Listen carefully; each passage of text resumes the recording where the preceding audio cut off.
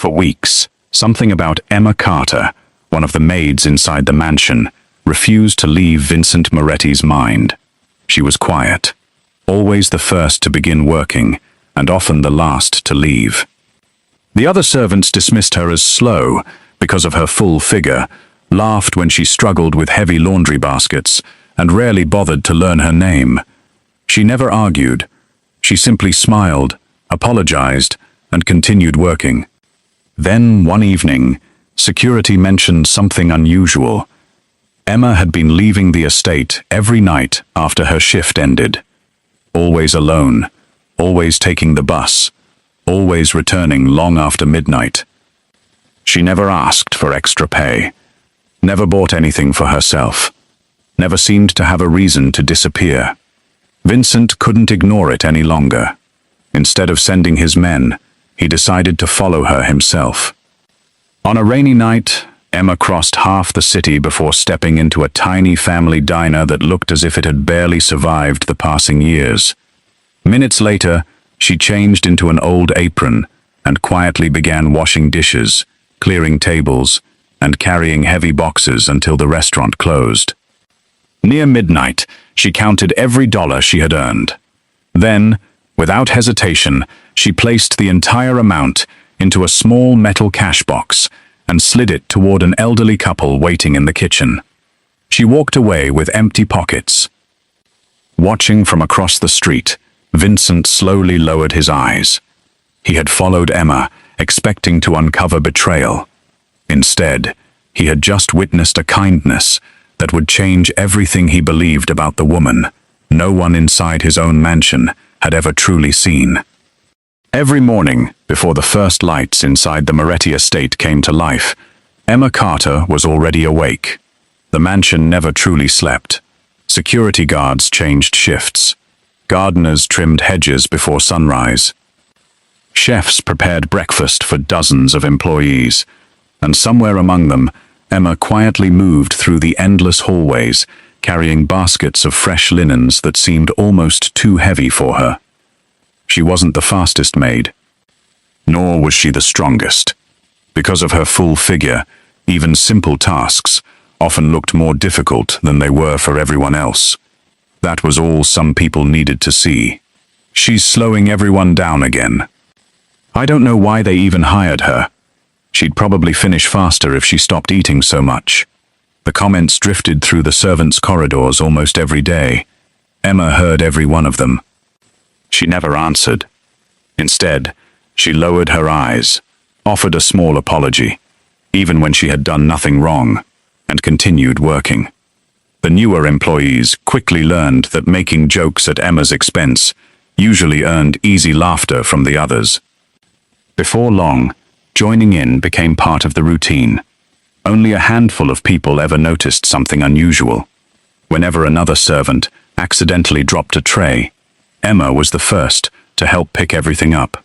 When someone forgot their lunch, a neatly wrapped sandwich somehow appeared inside their locker. If a uniform ripped during work, it mysteriously returned the next morning with every stitch carefully repaired. No one knew who had done it. No one bothered to ask. Kindness, after all, was much easier to ignore than mistakes. The head housekeeper, Margaret Doyle, certainly ignored it. She demanded perfection from everyone, but Emma always seemed to receive twice the criticism. Those windows still have fingerprints. The silverware isn't shining. You folded these towels incorrectly. Even when another maid had been responsible, Margaret somehow found a reason to blame Emma. She accepted every criticism with the same quiet nod. "I'm sorry, Mrs. Doyle. I'll fix it." No excuses. No complaints, no resentment. From the second floor of the mansion, Vincent Moretti occasionally witnessed these exchanges while walking toward his private office. He rarely interfered. Managing servants was beneath his concern. As long as the estate ran flawlessly, he saw no reason to involve himself in household matters. To him, Emma was simply another employee among dozens. Reliable, invisible, forgettable. At least, that was what he believed. One afternoon, While passing through the main hallway, Vincent noticed something unusual.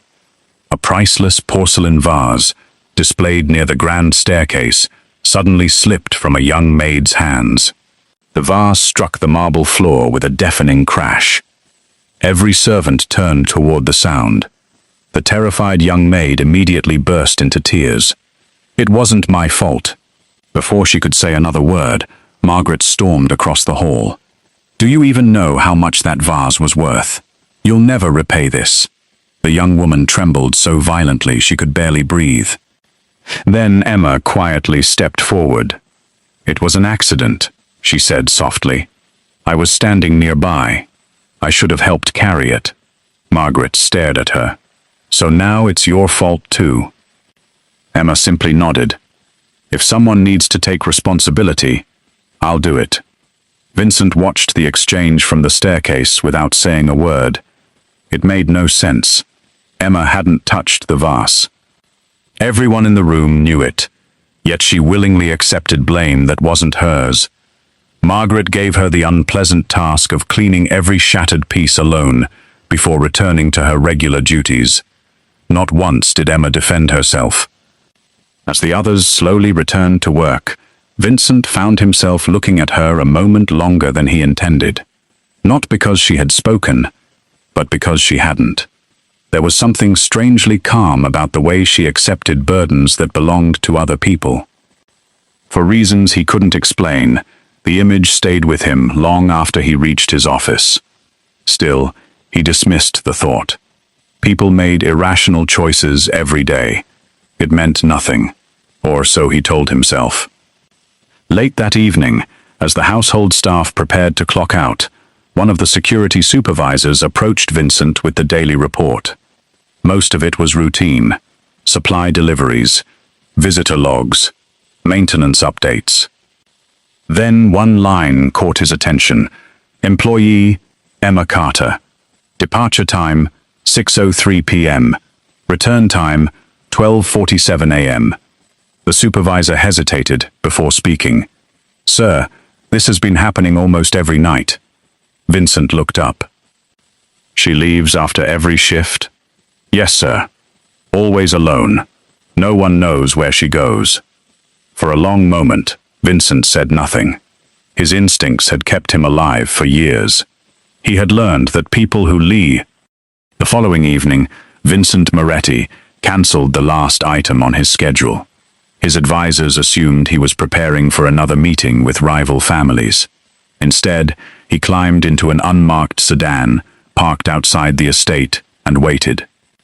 At exactly 6 o'clock, Emma Carter stepped through the servants' gate, carrying the same faded canvas bag she used every day. She didn't look around. She didn't check if anyone was watching. She simply walked toward the nearest bus stop. Vincent remained several cars behind. For someone who commanded an empire built on secrecy, following a single housemaid should have been effortless. Yet something about Emma made him strangely cautious. She never behaved like someone with something to hide.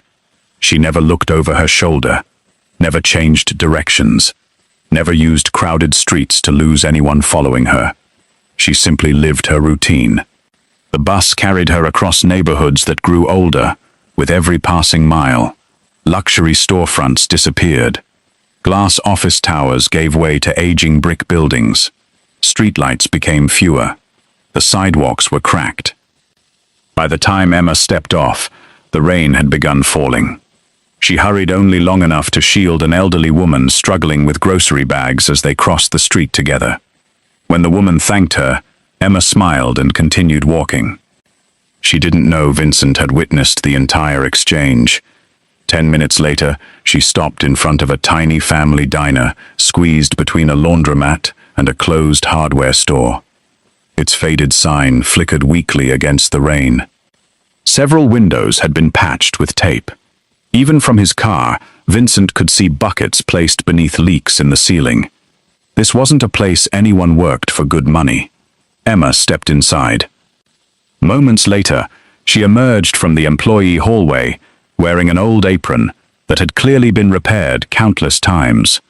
Without wasting a second, She went straight to work. She greeted every customer with the same gentle smile she wore inside the mansion. She carried heavy trays from table to table. She scrubbed greasy pans until her hands turned red. She swept the dining room.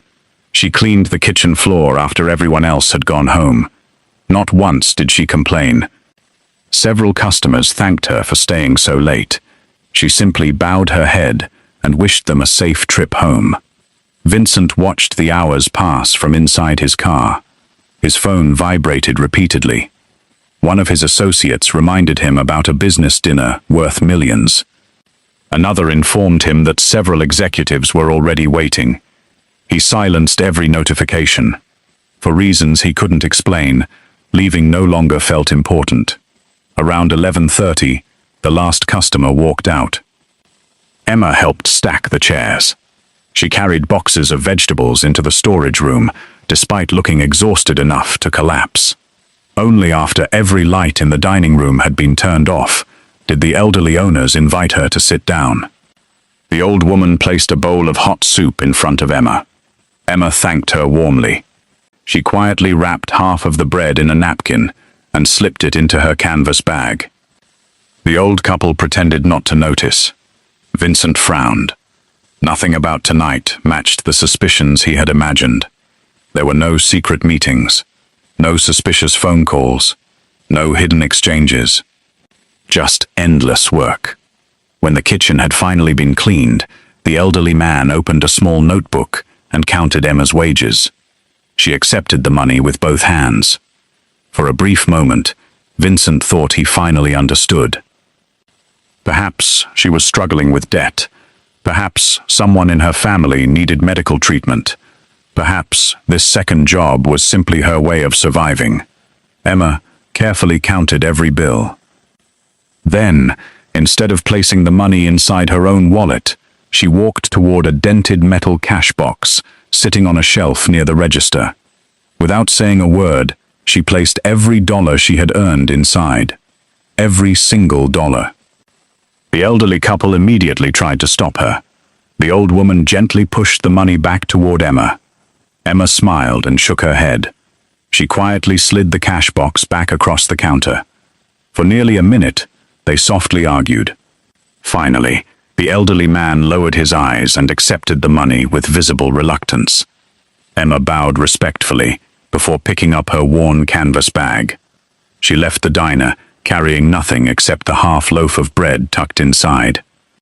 Watching from across the rain-soaked street, Vincent remained perfectly still. He had followed her expecting to expose a lie. Instead, he had uncovered a mystery that made even less sense than before. Why would a woman who owned so little work herself to exhaustion every night, only to give away every dollar she earned? For the first time in many years, Vincent realized he had no answer. And for the first time since Emma Carter entered his mansion, he wanted one. Vincent did not start the engine. Long after Emma had stepped outside the diner, he remained where he was, watching the warm lights glowing through the rain-speckled windows. Something about the way the elderly couple had tried to refuse her money wouldn't leave his mind. People didn't argue over accepting money from someone who owed them. They argued like people who couldn't bear to take from someone who had already given too much. For reasons he couldn't explain, Vincent got out of the car. He crossed the quiet street just as Emma disappeared around the corner. The bell above the diner's door rang softly as he stepped inside. The elderly couple looked surprised to see a customer so late. "We're closed, sir," the old man said politely. "I know." Vincent glanced toward the metal cash box, still resting on the counter. "I was just wondering about the young woman who worked here." The couple exchanged a quick look. "If this is about Emma," the elderly woman said carefully, "she hasn't done anything wrong." "I never said she had." There was a long silence. Vincent reached into his pocket and placed several large bills on the counter. "I'd like to buy dinner for everyone working here tomorrow." The old man smiled gently and pushed the money back. "That's kind of you, sir, but we've already received more than enough tonight." Vincent's eyes drifted once again toward the metal cash box. From Emma? Neither of them answered immediately. Finally, the elderly woman sighed. We keep telling that child to stop. She never listens. Vincent frowned. Why? The old woman's eyes slowly filled with memories. Because she believes she owes us something. The words hung quietly in the room. Years ago, after losing both of her parents within the same winter, Emma had nowhere to go. She had been barely 20. No relatives, no savings, no place to sleep. For weeks, she wandered the neighborhood looking for work. Most restaurants chased her away. Some wouldn't even let her finish asking. One freezing night, she stood outside this very diner, staring through the window at people eating hot meals. She never came inside. She simply stood there, hungry, too embarrassed to ask for help. The elderly owner noticed her before locking the door. He invited her in, his wife said softly. She tried to refuse. She said she had no money. So we told her. The old man smiled faintly. That washing a few dishes was enough to pay for dinner. At first, Emma came only once, then twice, eventually almost every evening. Some nights there were dishes to wash. Some nights there weren't. They fed her anyway. Winter became spring. Spring became summer. Little by little, she found temporary jobs. Then one day she stopped coming. The couple thought she had finally built a better life. They were happy for her. Until several years later, she walked back through the same door, wearing a maid's uniform. She carried a small envelope. Inside was every dollar she had earned from her first week's salary. We refused it, the old woman said with a quiet laugh. She cried. Vincent looked up. Cried? The old man nodded. She told us. His voice became almost a whisper. When I had nothing, you fed me without asking for anything in return. If I finally have enough to stand on my own, please, let me repay every meal you ever gave me. The elderly woman smiled through tears. We explained that kindness isn't a debt, but Emma has the strangest heart. She says promises don't disappear simply because other people forget them. Vincent stood perfectly still. Neither of them realized the effect their words were having. The old man opened the metal cash box. It wasn't filled with wealth, just neatly folded bills, small amounts, $5, $10, $20. Week after week, month after month, patiently saved by someone who earned very little herself. Sometimes, the old woman admitted quietly, she skips dinner before coming here. We pretend not to notice. If we cook too much food, she thanks us. If we cook only enough for ourselves, she tells us she's already eaten. The couple both knew she was lying. They simply loved her too much to embarrass her. Vincent lowered his gaze. He suddenly remembered the half loaf of bread she had slipped into her bag earlier that evening. It hadn't been tomorrow's breakfast. It had probably been tomorrow's only meal. For the first time in many years, Vincent felt something unfamiliar settle heavily in his chest. Inside his mansion, Emma Carter scrubbed marble floors, polished silver, and quietly accepted ridicule from people who had never missed a single meal. Then every night, she crossed the city to repay a kindness that most people would have forgotten long ago.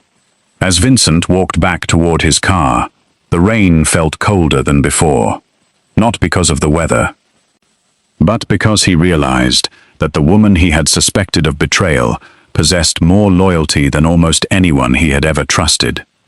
And for the first time in his life, the powerful mafia boss felt deeply ashamed that he had never truly seen the quiet young woman who had been serving under his own roof every single day.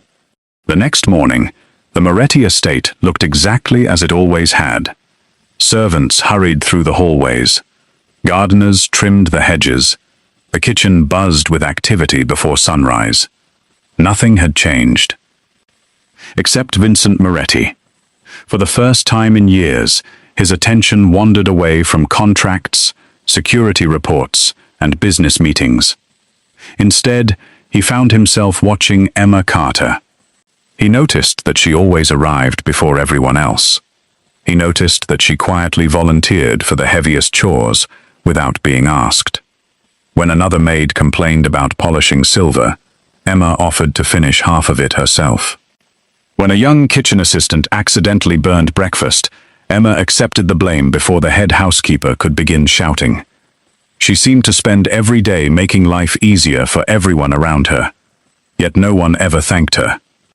Margaret Doyle continued criticizing her as if kindness were invisible. Those floors should have been finished 20 minutes ago. Your uniform is wrinkled. You're too slow. Emma apologized each time. Vincent watched from the second-floor balcony. He knew Margaret was wrong. He also knew Emma knew she was wrong. Yet Emma never defended herself. It wasn't weakness. It was something else. Something Vincent had spent most of his life unable to understand. The ability to protect someone else's peace at the cost of your own. That afternoon, one of Vincent's senior advisors entered his office, carrying several financial reports. "The acquisition papers are ready, sir." Vincent signed them without reading. Then he asked an unexpected question. "The diner on Maple Street." His advisor looked confused. "The one beside the old laundromat." "I want to know who owns the building." Within an hour, the answer arrived. The elderly couple owned only the restaurant. The building itself belonged to an investment company that had been planning to terminate the lease within 2 months. The roof leaked. The plumbing needed replacing. Several kitchen appliances had already exceeded their expected lifespan. Financially, the diner was surviving on borrowed time. Vincent closed the report. "Buy the building." The advisor blinked.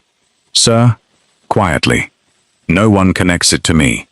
And the current tenants. They stay. The rent doesn't increase." The advisor hesitated. What reason should we give them? Vincent looked out the window for a long moment. They don't need a reason. By the end of the week, ownership had quietly changed hands. No announcement. No publicity. No signatures bearing Vincent Moretti's name. Only a construction company arriving early one morning. The workers repaired the leaking roof, replaced broken pipes, installed new refrigerators and stoves. Even the faded restaurant sign was restored. The elderly owners stood outside, watching the repairs in disbelief. They repeatedly asked who had paid for everything. The project manager simply smiled. Someone wanted to thank people who never stopped being kind. That evening, Emma arrived for her second job and froze in front of the diner. The buckets that had once collected rainwater were gone. Fresh lights glowed through clean windows. Inside, the kitchen looked almost new. She turned to the elderly couple in confusion. "What happened?" They laughed softly. "We don't know. Some miracle finally found this old place." Emma smiled with genuine relief. Not once did she wonder whether the miracle had anything to do with her. Across the street, inside a parked black sedan, Vincent watched silently. He expected to feel satisfied. Instead, he noticed something else. Emma wasn't excited because the restaurant looked nicer. She was happy because the elderly couple no longer had to worry. That realization lingered with him long after he drove away. But not everyone inside the mansion failed to notice Vincent's growing attention. Margaret Doyle had begun watching as well. She noticed Vincent occasionally asking where Emma had been assigned for the day. She noticed him interrupting meetings whenever reports about the household crossed his desk. Most of all, she noticed something she had never seen before. Whenever Emma entered a room, Vincent looked up. It wasn't obvious. It lasted only a second. But Margaret saw it, and she reached the only conclusion jealousy would allow. The quiet maid was trying to gain the boss's attention. Within days, whispers spread through the servants' quarters. "They say the boss has started noticing Emma." No wonder she's always pretending to be so innocent. I knew she was acting. Emma heard every rumor, just as she had heard every insult before. She lowered her head, said nothing, and quietly continued working. Watching from a distance, Vincent finally understood something that no intelligence report could ever have taught him. Sometimes, the cruelest people were not enemies carrying weapons. They were ordinary people who chose to wound someone who had never hurt them at all. The rumors inside the mansion refused to disappear. If anything, they grew louder with each passing day. Whenever Emma Carter entered the servants' dining hall, conversations stopped. When she walked away, whispers began again. She knows exactly what she's doing. No maid gets the boss's attention without a reason. I always thought she looked too innocent. Emma never defended herself. She simply carried her tray to the smallest table in the corner, finished her meal quietly, and returned to work before anyone else. Only one person seemed pleased by the growing hostility: Margaret Doyle. From the beginning, she had ruled the household through fear and unquestioned authority. Now, for the first time, someone else's quiet presence was changing the atmosphere inside the mansion. She couldn't control Vincent Moretti, but she could make Emma's life unbearable. Over the following weeks, Emma received the most difficult assignments every single day. She was ordered to clean the outdoor courtyard during heavy rain. She polished guest rooms long after midnight. Whenever another servant made a mistake, Margaret somehow found a way to add the extra work to Emma's schedule. Still, Emma never complained. One evening, Vincent happened to pass through the laundry room. He stopped without being seen. Emma sat alone beside a sewing machine, carefully repairing several torn maid uniforms. One belonged to a young employee who had accidentally ripped it while carrying furniture. Another had worn sleeves that no longer matched. Emma stitched every piece by hand. Not her own uniform, everyone else's. Vincent looked toward the clock. Her shift had already ended almost an hour earlier, yet she remained behind, working without pay, simply so the others wouldn't have to spend money replacing their uniforms. He quietly walked away before she noticed him. That night, he cancelled another dinner with investors. Instead, he drove past the diner. Through the front window, he watched Emma laughing softly with the elderly couple as they prepared tomorrow's vegetables together. It wasn't the laughter of someone pretending everything was fine. It was the simple happiness of being with people who made her feel she belonged. For the first time in many years, Vincent realized he envied something money had never been able to buy. A place where someone waited for you simply because they cared. The following morning, an envelope appeared on Margaret Doyle's desk. Inside was a neatly folded resignation letter. Margaret smiled. She had expected this day. Without opening it, she personally delivered the envelope to Vincent's office. "I believe one of the maids has decided she no longer wishes to work here." Vincent looked down. "Emma Carter." He opened the letter slowly. There were no complaints, no accusations, no requests for compensation, only a few simple lines. "Thank you for allowing me to work in this home. I apologize if I have ever caused inconvenience to anyone. I hope my resignation will bring more peace to the household." Vincent read the final sentence twice. Emma wasn't leaving because she had been treated unfairly. She was leaving because she believed her presence had become a burden to everyone else.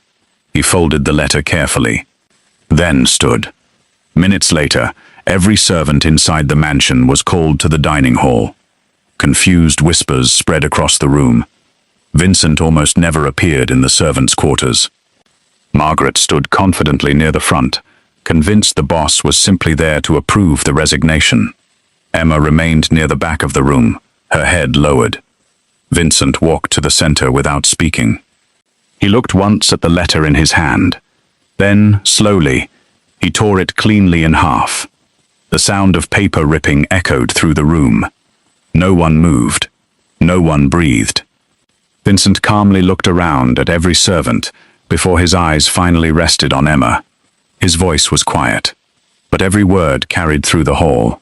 Emma Carter works in this house because she has earned my trust. He paused, and as long as she chooses to stay, no one will make that choice for her. Silence swallowed the room. Margaret's confident expression disappeared. Several servants immediately lowered their eyes. Emma herself looked up in stunned disbelief. For the first time since arriving at the Moretti estate, someone had not merely shown her kindness. Someone had stood in front of everyone and chosen to protect her. The morning after Vincent publicly defended Emma, the mansion seemed quieter than usual. No one dared whisper when she walked by. But Margaret Doyle had no intention of accepting defeat. Before sunrise, she unlocked the office where the mansion's annual charity fund was kept. She removed several envelopes filled with cash, slipped them into a laundry bag, then quietly placed the empty envelopes inside Emma Carter's locker. An hour later, Margaret's voice echoed through the servants' quarters. "The charity money is gone." Panic spread instantly. Every locker was searched. When Emma's locker was opened, the empty envelopes fell onto the floor. Gasps filled the room. Several servants immediately stepped away from her. Margaret folded her arms. "I trusted you." Emma looked at the envelopes in silence. She knew she had never touched them. But after weeks of rumors, she also knew that no explanation would change anyone's mind. Before she could speak, Vincent entered the room. No one noticed how calm he looked. His eyes moved from Margaret to the envelopes, then to Emma. Finally, he spoke. "No one leaves." The room froze. Margaret forced a confident smile. "Sir, the evidence is obvious." Vincent looked at her without emotion. "Is it?" He nodded once toward the security chief.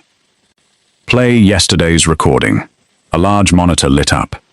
The room watched in stunned silence as the footage revealed Margaret entering the office alone before dawn. Moments later, she appeared again, carrying the envelopes directly to Emma's locker. Not a single word was spoken. Margaret's face turned pale.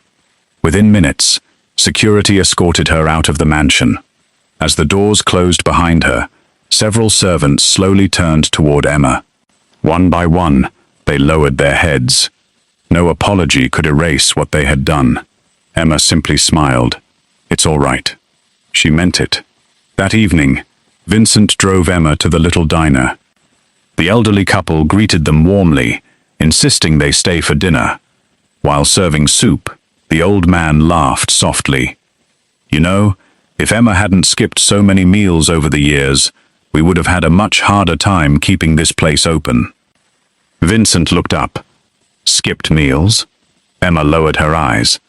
"It wasn't important." The elderly woman gently shook her head. "She always told us she'd already eaten. But we knew she hadn't. She wanted us to keep every extra dollar." For the first time in years, Vincent found himself unable to speak. He quietly turned toward the rain-speckled window, hiding the emotion in his eyes. Months passed. The little diner became one of the busiest restaurants in the neighborhood. The roof never leaked again. The kitchen was filled with new equipment. Customers lined up outside every weekend. No one knew the building now belonged to Vincent Moretti. Emma continued working there every Saturday evening, not because she needed the money, but because some promises were never meant to end. Late one evening, after the restaurant closed, Emma stepped outside carrying her familiar canvas bag. Waiting beside the curb was the same black sedan. Vincent stood beside it, holding 2 warm takeout boxes. He smiled gently. "You skipped dinner again." Emma laughed, slightly embarrassed. "I got busy." He opened the passenger door. "Then let's eat on the way home." She climbed into the car. As the city lights drifted past the windows, Emma realized something she had never expected to find. For years, she had spent every evening making sure someone else would never feel alone. Now, for the first time in her life, someone was quietly waiting for her to come home.